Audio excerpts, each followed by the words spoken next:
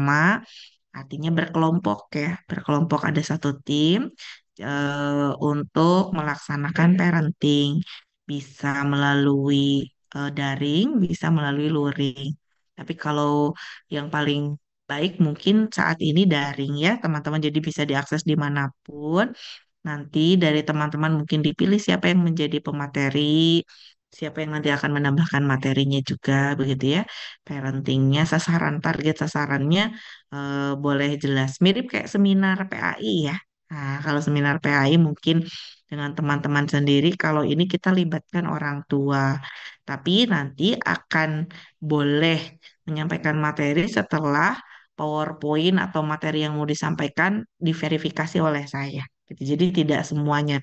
Jadi proyeknya sampai UTS nanti adalah membuat membuat apa? Membuat eh, apa namanya isi muatan materinya terlebih dahulu, mau tentang apa gitu ya dan lain sebagainya. Nanti siapa yang menyampaikan dan lain sebagainya. Nah, nanti kalau yang ini berkelompok ya teman-teman gitu ya, berkelompok karena kemungkinan besar kalau teman-teman harus menghadapi orang tua murid begitu ya. Mungkin ada yang deg-degan. Walaupun saya akan berikan keterbukaan ya. Nilai pemateri tentu saja akan jauh lebih besar dibanding teman-teman tim panitia yang lain gitu ya. Tapi tentu saja teman-teman juga harus memikirkan kira-kira siapa yang paling cocok untuk menyampaikan materi gitu ya pada kegiatan parenting untuk orang tua. Walaupun parenting yang dimaksud di dalam mata kuliah ini adalah pengasuhan. Jadi nanti teman-teman akan kita coba gali ya. Oke, saya izin untuk menyampaikan terlebih dahulu. Sebentar ya.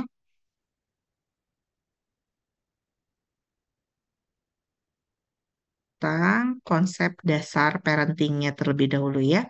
Konsep dasar parenting, kalau secara umum sebetulnya teman-teman itu bisa cross-check bersama begitu ya, bahwa ada beberapa hal yang perlu kita kuatkan begitu ya, berkaitan dengan apa namanya tentang pengasuhan yang harus dilakukan oleh kita begitu ya pada anak. Kemudian ada nanti kita akan mempelajari juga berbagai jenis pola asuh ya. Berbagai jenis pola asuh itu akan teman-teman dapatkan juga di mata kuliah ini. Jadi nanti kita akan mempelajari berkaitan dengan jenis-jenis pola asuh tersebut, begitu ya, bagaimana nanti akan berdampak, begitu ya, pada apa namanya, pada anak, perkembangannya nanti akan seperti apa dan lain sebagainya. Nah, secara umum nanti jenis-jenis pola asuh itu akan dipelajari di minggu depan. Untuk hari ini kita akan bahas dulu tentang konsep dasar parenting dan kemitraan ya. Oke, izin sebentar ini agak sulit ya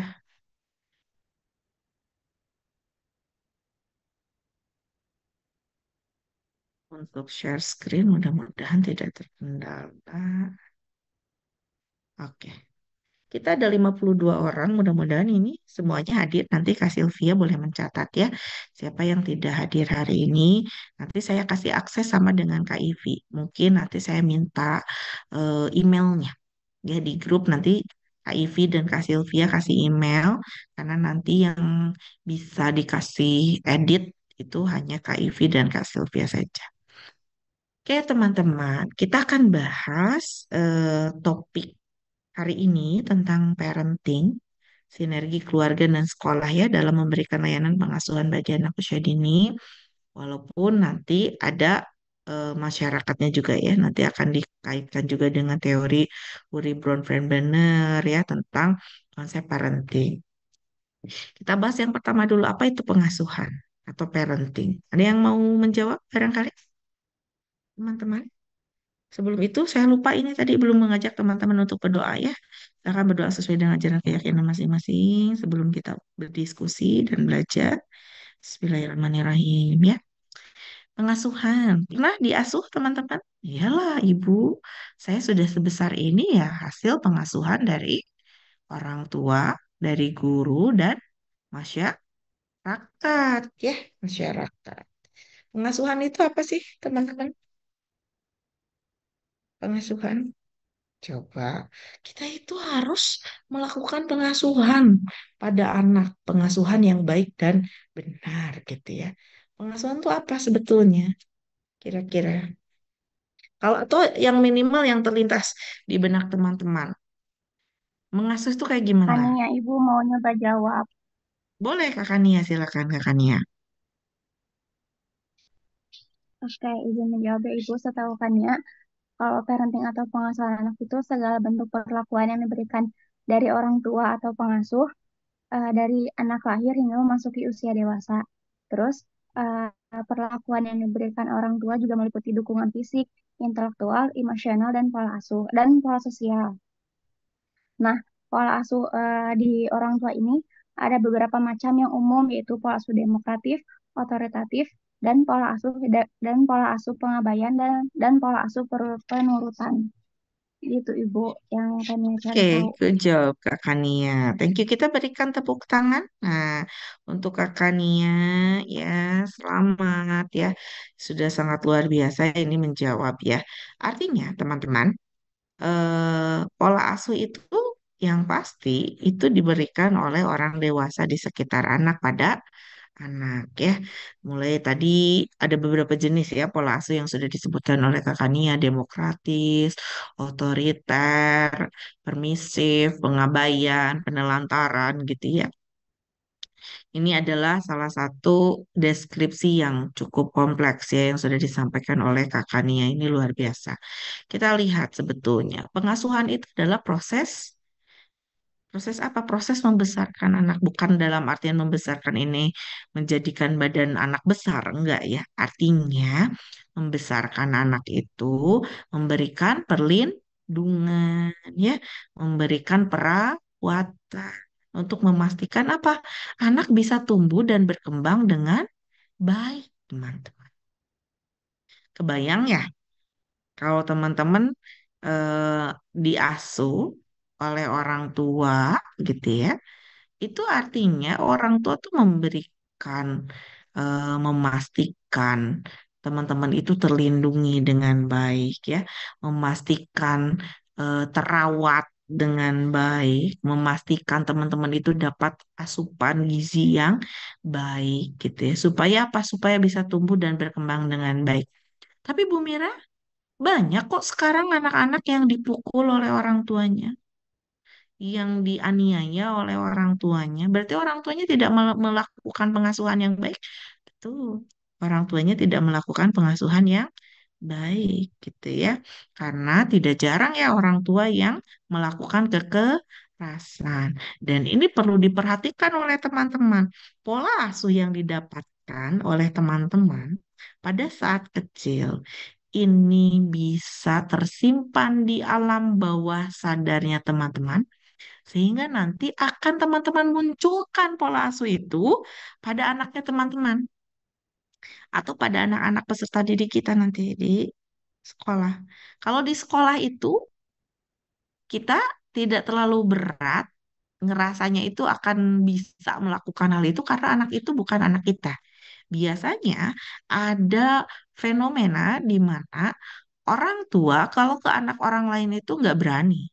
Galak-galak ya, nggak berani cubit-cubit, nggak berani pukul-pukul ya, karena anak orang lain. Tapi anak diri sendiri, anak kandung, itu kadang apa? Pak izin ya ikut. Ikut saya sedang di ruangan Pak Dede di Teko gitu ya. Kalau anak orang lain itu ada batasan, tapi kalau anak sendiri malah merasa memiliki sehingga pokoknya saya tahu yang terbaik untuk anak saya. Ya, terkadang tidak sadar melakukan kekerasan. Ya, selanjutnya lagi, pengasuhan ini adalah proses yang ditunjukkan untuk meningkatkan serta mendukung. Tadi betul ya Kakak Nia, diberikan dukungan, baik dukungan fisik, Berarti diberikan makan, ya, diberikan pakaian, diberikan tempat tinggal yang layak, gitu ya, untuk mendukung perkembangan seorang anak tadi sejak bayi hingga dewasa, ya. Ini pengasuhan.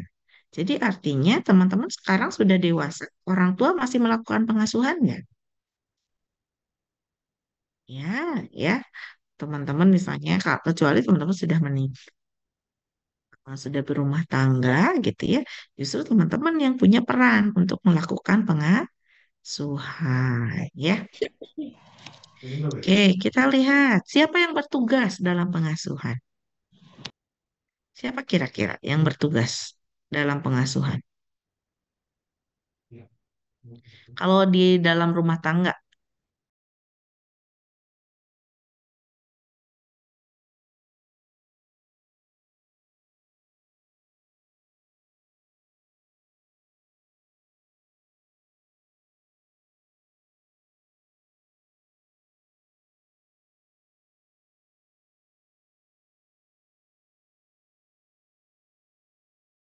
teman-teman, kita terkadang mengacu ya, kalau di dalam agama Islam itu ada hadis yang menyatakan bahwa sekolah pertama itu adalah seorang ibu. Tapi sayangnya banyak yang memaknainya itu kurang tepat. Artinya semua seolah-olah dibebankan pada seorang ibu, ya. Padahal tidak begitu. Pengasuhan itu harus juga dilakukan oleh seorang ayah, ya. Kan namanya juga orang tua. Jadi ibu, ayah, semua orang dewasa di sekitar anak itu punya tugas yang sama melakukan pengasuhan dan harus tahu gitu ya apa yang harus dilakukan ketika merawat anak, ya, mengasuh anak. Kenapa? Karena tidak jarang akhirnya ada dual pengasuhan. Jadi ada pola asuh yang berbeda. Misal oleh ayahnya A, pola asuhnya permisif misalnya. Kalau mau jajan langsung dibeliin, ya. Kalau mau ini dibelikan, mau itu dibelikan gitu ya. Boleh, ya. Kita memberikan sesuatu yang anak inginkan, tapi harus dilihat ini hanya sekedar keinginan tapi tidak memenuhi kebutuhan, atau ini memang keinginan yang sesuai dengan kebutuhan, atau ada kebutuhan yang lebih urgent dibanding keinginan anak. Ini harus dipertimbangkan, ya, kita sebagai orang tua perlu melihat itu. Siapa? Semuanya ternyata teman-teman, ya. Jadi ini ekosistem pendidikan. Jadi siapa yang berperan? Semua orang dewasa di sekitar anak. Ini ada namanya Trisentra Pendidikan berdasarkan peraturan Presiden, ya, nomor 87 tahun 2017. Ekosistem pendidikan itu terdiri dari tiga, teman-teman. Ada keluarga, sekolah, masyarakat, ya. Kemudian selanjutnya lagi apa? Masyarakat. Nih, Kak Asri ini part of dari misal. Kan kalau kita ada lab school ya di sini, ya, TK Lab, ya, TK Lab UPI Cibiru misalnya, Kak Asri itu lagi observasi. Harus tahu bahwa peran kita sebagai masyarakat. Berarti peran kita juga memberikan pengasuhan. Artinya apa? Semua perilaku kita, ucapan kita harus dijaga supaya anak mendapatkan hal-hal yang positif dari kita, bukan sebaliknya, ya. Misalnya kita bercanda gitu ya dengan bahasa-bahasa yang mungkin kalau teman-teman kan kita bahasa dengan teman beda, ya. Terkait sesuatu yang mungkin itu tidak cocok itu disampaikan sehingga anak mendengar padahal kita sedang berada di lingkungan sekolah misalnya. Teman-teman, ini contoh sempitnya, ya. Belum kita bahas untuk yang masyarakat. Ini masih contoh sempit yang ini. Jadi, kalau keluarga itu bertugas dalam memberikan pengasuhan, perawatan, pendidikan, melalui stimulasi tumbuh kembang anak, dan memastikan perkembangan anak itu berkembang dengan optimal. Kalau sekolah, perlu nggak melakukan pengasuhan? Perlu, ya, perlu, sangat perlu. gitu ya. Tapi gimana Bu Mira caranya? Jadi teman-teman itu kalau di sekolah itu dan pendidikan dengan program pembelajaran ya yang bermakna dan menyenangkan bagi anak. Kalau ini biasanya baik itu lembaga formal maupun non formal mereka punya program pembelajaran tertentu kan ya. Kalau di keluarga kan tidak terlalu saklek gitu ya program pembelajarannya, tapi lebih kepada program pengasuhan dari awal dan stimulasi yang kita bisa berikan dari rumah.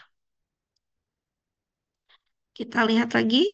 Nah, ini berkaitan dengan pengasuhan karena tadi berada di ekosistem pendidikan termasuk sekolah, keluarga, dan masyarakat, maka kita harus menjalin kemitraan, teman-teman. Kemitraan atau partnership gitu ya, tentang pengasuhan ini antara keluarga dan sekolah itu harus kuat ya. Misalnya kita berikan contoh ya teman-teman, ada namanya persiapan transisi rumah sekolah. Misal kalau ini nyambung gitu ya antara rumah dan sekolah pengasuhannya, maka ketika anak memerlukan transisi dari lingkungan keluarga menuju lingkungan sekolah itu, kita perlu menyiapkan dalam proses transisi ini. Contoh, kalau misalnya pagi-pagi berangkat sekolah, kadang ada anak yang ngambek ya, nggak mau ke sekolah ya. Nggak mau gitu ya, nggak mau nangis dulu, apa dulu, dan lain sebagainya gitu ya. Nah ini peran orang tua memberikan pengasuhan, termasuk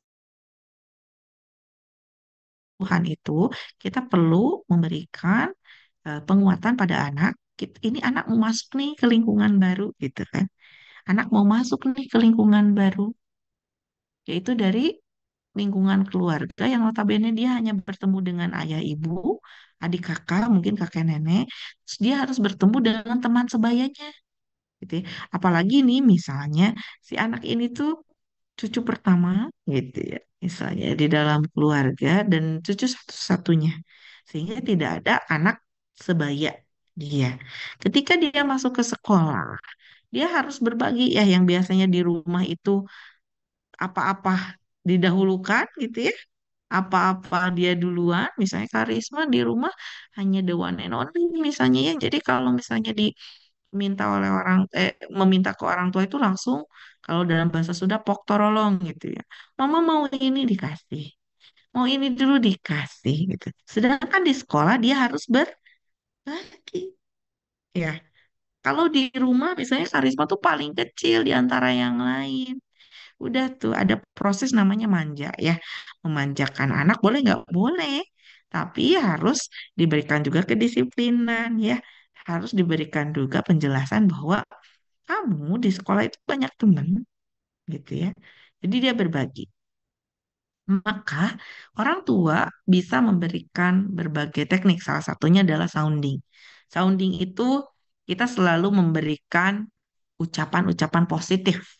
Ya, penguatan positif dari awal hingga akhir. Misalnya, ketika bangun tidur, anaknya kita berikan sounding.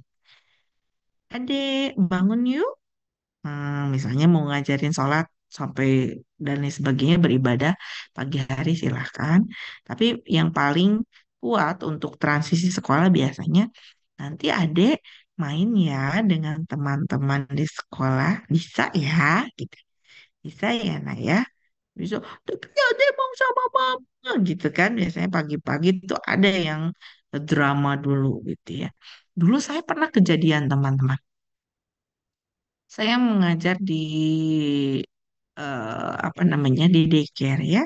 Pada saat itu ada satu nama perempuan ya ini. Ada yang laki-laki juga yang sering mungkin pernah saya sampaikan bahwa kalau dia itu kalau sudah diantar sekolah oleh mami papinya, dia pasti nangis yang laki-laki ini.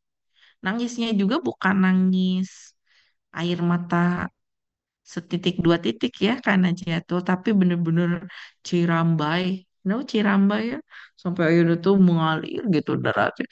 Papi, kayak yang digimanain gitu ya ke sekolah itu gitu ya. Padahal saya selalu meminta sebetulnya ke orang tua di sounding dulu gitu ya. Kebayang gak sih seorang anak yang dia belum pernah keluar dari lingkungan keluarga, kemudian dia harus masuk ke lingkungan sekolah yang tiba-tiba ya teman-teman, dia harus berpisah dari ayah dan ibunya sementara waktu. Ada anak yang dulu pernah saya tanya, kenapa kakak nangis? Aku dibuang sama mama. Cina. Dikiranya ditinggalin gitu. Kan kalau di daycare itu dijemputnya jam 4:30 gitu ya teman-teman. Jadi dikiranya ditinggal untuk udah tinggal sama Bunda Mira gitu ya. Jadi nggak diambil lagi sama mama papanya. Padahal kan nggak begitu. Sehingga perlu kita sampaikan, adek, nanti di sekolah main ya sama bunda, sama teman-teman.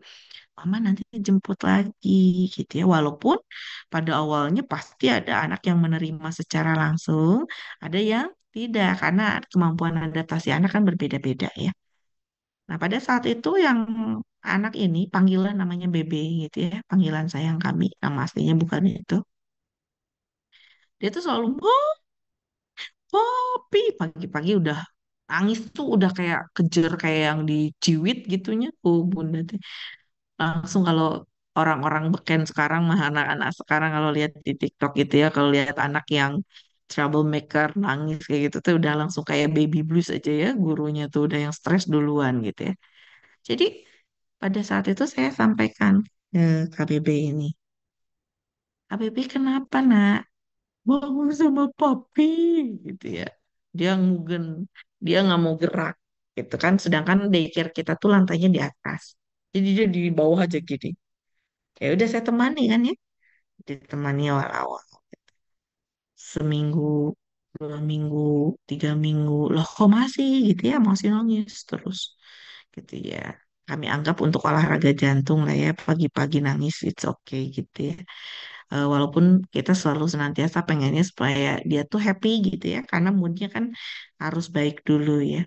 Coba saya tanyakan ke orang tuanya, suka di ini nggak mami gitu ya, disampaikan dulu nggak ke KBB gitu ya, mami mau pergi, udah biasa dan sebagainya. Ada satu waktu, anak ini ternyata mempelajari pola teman-teman.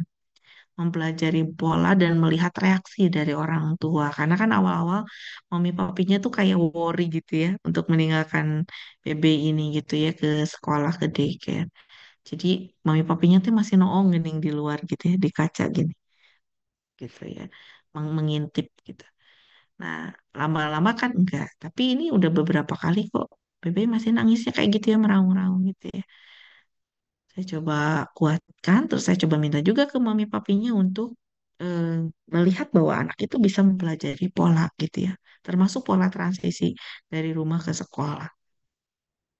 Jadi satu waktu setelah kurang lebih 3 minggu kalau tidak salah ya, kurang lebih ya, artinya sudah berkali-kali gitu, karena 1 minggu 5 hari kita bertemu, Bebe ini masih nangis teman-teman. Tapi yang lucunya, ketika papi maminya sudah pergi, dia tuh langsung berhenti nangisnya. Jadi, Papi, udah gak kelihatan tuh mami papinya. Langsung, yuk buncak ke atas. Sambil ketawa ya, saya sambil, oke, anak mempelajari pola itu gitu ya. Karena kan ada beberapa anak yang melihat bahwa khawatir, mungkin kekhawatiran kita kan juga sama ya. Ada namanya nanti di pola asuh itu kita harus memperhatikan sibling rivalry ya. Misalnya anak di rumah itu tidak hanya the one and only atau anak tunggal, tapi ada adik yang baru lahir, kadang anak itu ngerasa tersisihkan, teman-teman. Nah, ini juga akan kita pelajari ya di mata kuliah konsep dasar parenting ini. Jadi intinya antara orang tua dan guru itu harus ngobrol gitu ya. Saya sampaikan ke mami, mami papi ada satu kondisi yang unik nih hari ini gitu ya. Ketika mami papi keluar dari pintu, tuh bebe langsung berhenti, saya bilang. Bebe langkah, bebe langsung berhenti, langsung mengajak saya main ke atas. Jadi mami papi kuatin aja sounding di awal gitu ya. Sampai setelah after 1 bulan lebih lah ya, nggak ada drama lagi. Biasa mami papi bebe ke atas ya gitu. Lucu ya, memang anak-anak itu belajar. pintar untuk melihat polanya gitu. Dia tahu bahwa ini begini, begini, begini. Tapi hal yang wajar ketika itu pertama kali gitu ya. Dia ngelihat misalnya di rumah hanya ada mami papi, di sekolah ada banyak teman-teman, ada banyak bunda-bunda gitu ya, guru-gurunya dan lain sebagainya. Oke, kemudian kita juga bisa kaitkan ya kegiatan-kegiatan. Ini kan teman-teman sudah belajar tentang bermain ya. Ini pernah kita bahas teori bermain surplus energi. Ini contoh kalau misalnya ketika apa namanya, kok Bu Mira masukin ini gitu ya, masukin teori bermain karena yang transisi tadi. Jadi kadang ada kelebihan energi pada anak ketika datang ke sekolah gitu ya, sehingga perlu disalurkan melalui aktivitas bermain. Nah, ini kadang yang kita luput. Jadi pengasuhan pada anak bukan hanya terbatas pada membesarkan anak, merawat dan lain sebagainya, tapi memfasilitasi kegiatan main dia, gitu ya. Dan ini perlu kita fasilitasi. Kenapa? Karena kalau ini saya kasih gambaran dan ini berdasarkan riset sudah terbukti ya teman-teman. Kalau misalnya Kaneng Hanung itu memberikan pengasuhan, makan, merawat, ya memberikan sandang, pangan dan lain sebagainya, tapi tidak diberikan kesempatan untuk bermain, maka jangan salah ya. Ini akan memberatkan yang pengasuh juga sebetulnya.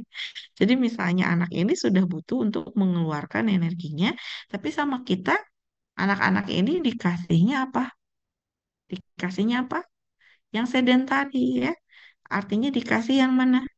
Dikasih yang screening time saja. Everyday. Dia nonton, dia pakai handphone, dan lain sebagainya.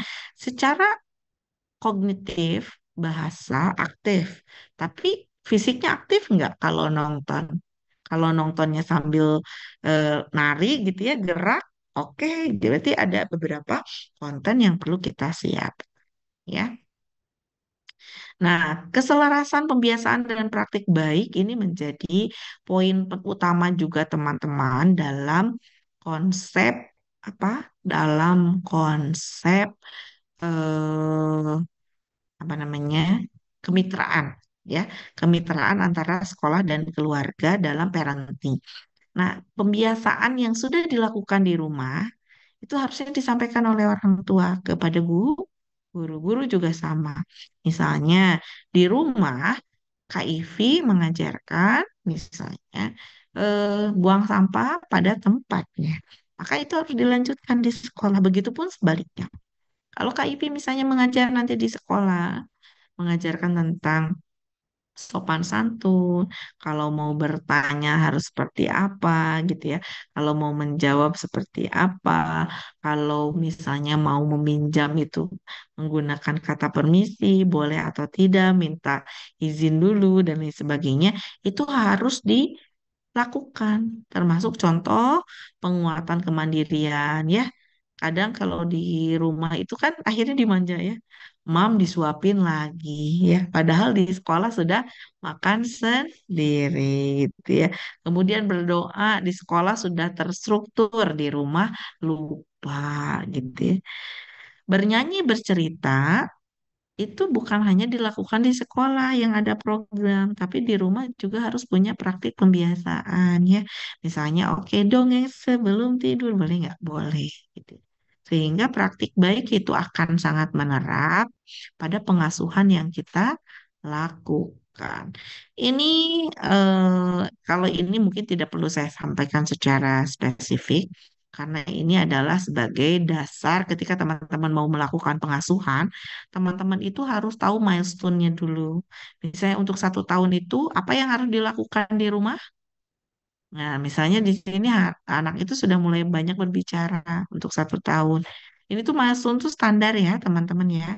Standar yang mungkin jadi gambaran. Walaupun sebetulnya apakah semua anak yang 1 tahun akan sama seperti ini? Tidak. Karena kita sudah belajar di perkembangan, psikologi perkembangan bahwa tempo perkembangan anak sangat beragam. Gitu ya. Ini milestone-milestone ini hanya sebagai gambaran saja. Teman-teman nanti perlu menguatkan dengan berbagai hal tentu saja gitu ya dengan stimulasi. Jadi kalau misalnya anak usia 1 tahun ini sudah mencoba makanan baru, cemas ketika orang tua tidak ada gitu ya, menunjukkan agresif secara fisik, kita harus seperti apa gitu pola asuhnya gitu ya. Kita harus berikan pengasuhan seperti apa pada anak usia 1 tahun.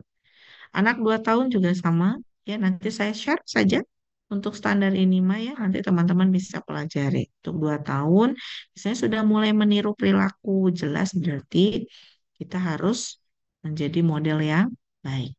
Ya, usia 3 tahun, ini 4 sampai 5 kata berarti kan harus belajar kita ya untuk mengajak anak berbicara ngobrol gitu ya di rumah. Kalau puzzle berarti nanti kita bisa menyediakan kepingan puzzle di rumah gitu ya.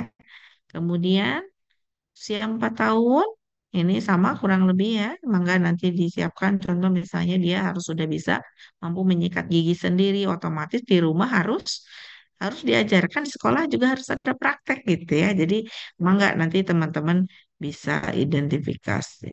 Usia 5 tahun, nah ini sudah bisa berdiri dalam satu kaki selama 10 detik. Berarti harus ada kegiatan ini dalam pengasuhan kita harus ya ini harus menjadi acuan. Mudah-mudahan nanti teman-teman bisa melakukan yang terbaik ya dalam mengasuh. Ini juga sama usia 6 tahun ya. Kemudian apa saja yang bisa kita lakukan dalam pengasuhan? Nah, ini main peran. Nah, bermain peran ini metode ya, metode role playing dilakukan oleh ayah. Terlihat ya gambarnya juga bukan ibu. Ya, jadi bisa sama ayah. Kenapa selalu main peran itu selalu kayak ibu gitu ya? Tidak begitu ya teman-teman. Karena bisa bareng dengan ayah. Bahkan di beberapa film barangkali ya. Di beberapa film itu menunjukkan anak-anak yang fatherless, yang tidak punya sosok ayah gitu ya. Itu ada beberapa gap teman-teman yang perlu dipenuhi oleh orang dewasa lainnya gitu yang menggantikan sosok ayah gitu. Kenapa? Untuk perkembangan anak ini berdasarkan riset, tapi tidak semuanya akan selalu seperti itu. Selanjutnya lagi, nah ini masih main peran ya, bukan hanya mobil-mobilan, tapi lihat ya ayahnya juga didandanin gitu ya sama anaknya. Ini bisa jadi contoh ya. Kemudian berkebun, ini bisa teman-teman lakukan ya teman-teman ya. Berkebun di rumah. Berkebun kan bukan harus langsung di tanah, bisa di pot gitu ya dengan media tanam. Tanah itu nggak langsung ini ya, bisa di pot juga. Jadi bisa disediakan. Masak-masakan ya, bermain memasak itu bisa dilakukan oleh bunda, oleh ayah gitu ya. Kemudian pembiasaan praktik bayi itu bisa dilakukan dalam kegiatan parenting khususnya untuk sinergi bersama dengan sekolah ya. Terima kasih.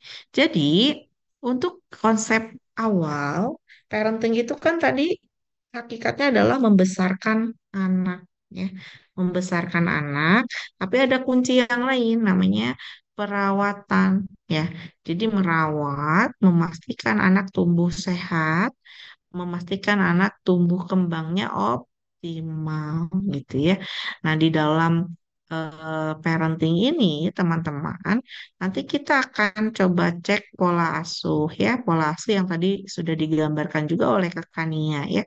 Jadi nanti kita akan belajar tentang berbagai pola asuh ya. Jadi pola asuh itu sama nggak dengan pengasuhan? Kalau pola asuh berarti ada polanya ya, ada polanya. Jadi kalau pengasuhan tadi upaya membesarkan anak dengan merawat, melindungi, memberikan perlindungan dan perawatan pada anak supaya dia bisa tumbuh dan berkembang secara optimal.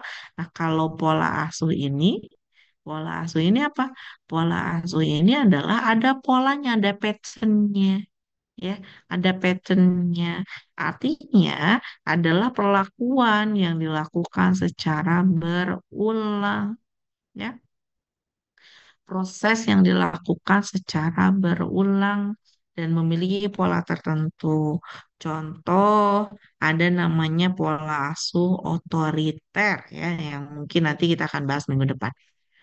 Otoriter di sini apa yang jadi poinnya? Otoriter di sini misalnya pola asuh ala militer itu otoriter salah satunya, tapi diterapkan pada anak.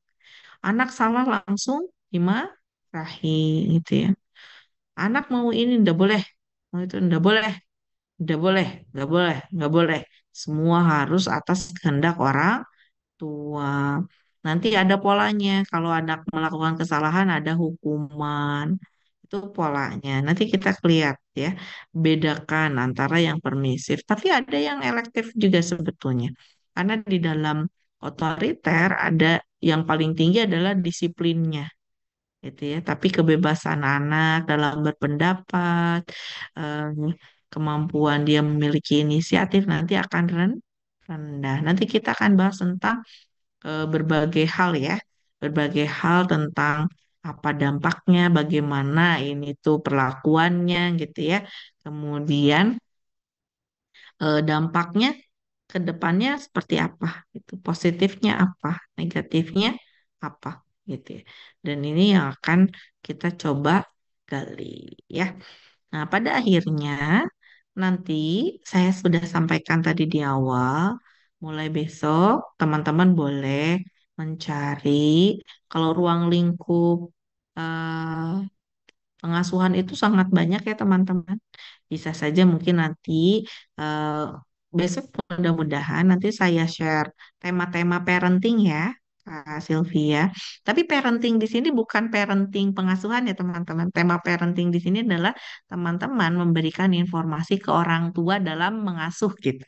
Nanti harus seperti apa? Walaupun teman-teman mungkin kalau bahasa Sundanya namanya apa namanya kita tuh masih anak bebek ngajarin ke induk bebek gitu ya ke orang tua yang memang sudah punya anak gitu ya tidak begitu juga ya artinya ilmu itu kan bisa informasi itu bisa disampaikan oleh siapapun jadi jangan berkecil hati nanti tentu saja kan ada saya yang bisa memverifikasi materinya gitu ya jadi tugasnya teman-teman nanti ini bagi aja satu kelompoknya 5 orang sampai 6 orang ya.